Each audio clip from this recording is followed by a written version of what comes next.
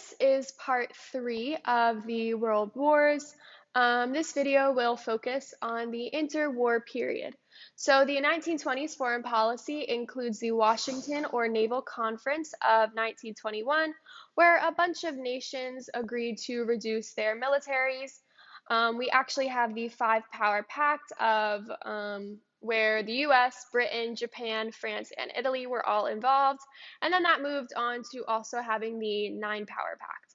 We also have the Kellogg Brand Pact of 1928, which outlawed war and said that no enforcement mechanisms were allowed. And we also have the Dawes Plan of 1924, where the US banks would loan money to Germany, who would then use that money that they got from the US to pay off Britain and France, and then the money that Britain and France got from Germany would then be used to pay the loans that Britain and France owed to the US Treasury. It was kind of a circle of money, and it ended with the stock market crash of 1929, which I will go over in other videos that you can go and check out.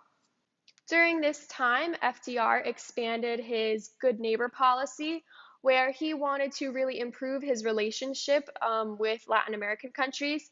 And this had a lower focus on military force and had reciprocal trade agreements, which gave power to FDR to decrease tariffs on foreign countries that would do the same. During this time, Germany started with their hostilities to the rest of the world.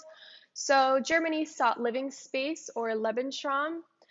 European leaders would follow their appeasement policies, where they would let Germany basically do whatever they want, like militarize the Rhineland, annex Austria, take the Sudetenland. They just kind of let Germany do whatever they want in order to avoid war.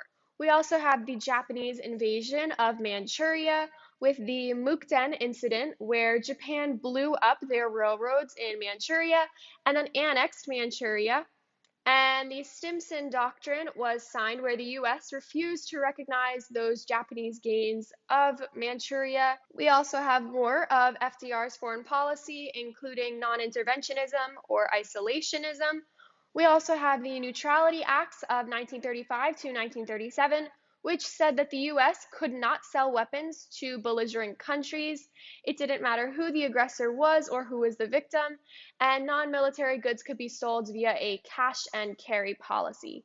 The US also could not provide loans to belligerent nations, and the US citizens could not travel on ships from warring nations.